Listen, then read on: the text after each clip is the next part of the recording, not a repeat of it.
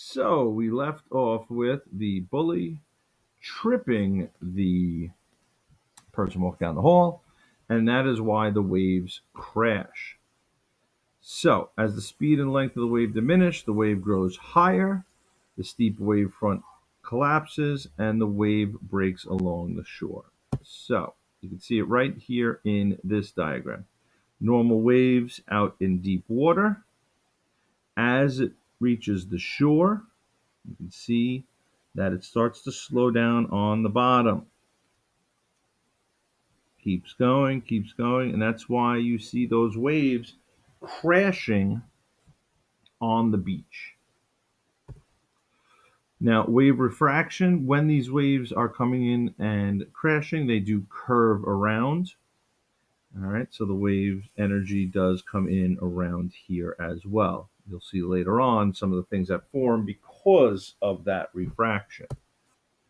Same thing here, showing how when the waves come in, they will bend around these areas. All right, sand movement along the beach.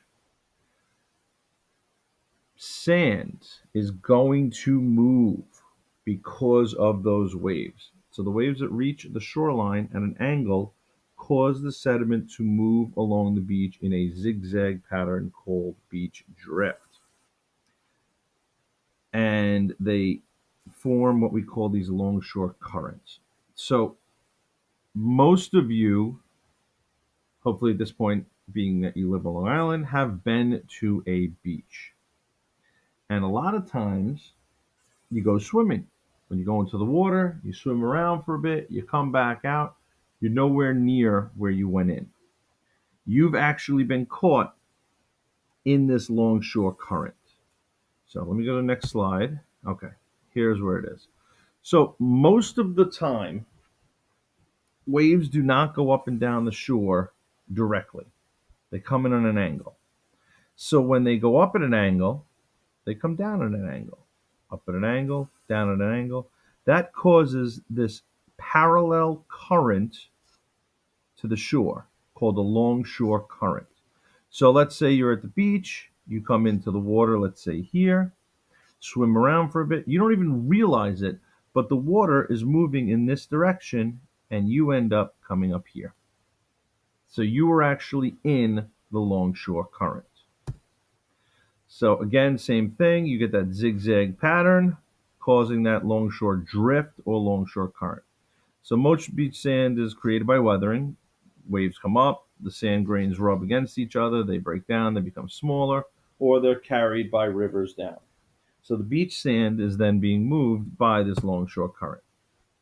Now here, hopefully at this point you've all learned about rip currents. Sometimes the waves do go straight up and straight back. What's happening is the wave is on top, and then these arrows are actually underneath.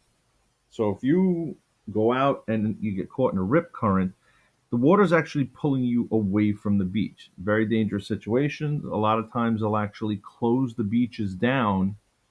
So, because it's dangerous. You hear about people dying every year. So if for some reason you ever get caught in this, you are supposed to swim laterally on an angle toward the beach again, just like that. If you swim this way, you're literally just like walking up a down escalator. Okay, you're not going to go anywhere. So if you ever find yourself in this dangerous situation, you must swim on an angle toward the beach. A little bit about rip currents. So now we're going to start talking about the features that are caused by that longshore current and the waves coming up and going back, and what forms and what we see. So this video is about to end, and I'm going to stop here, and we'll start in the next one.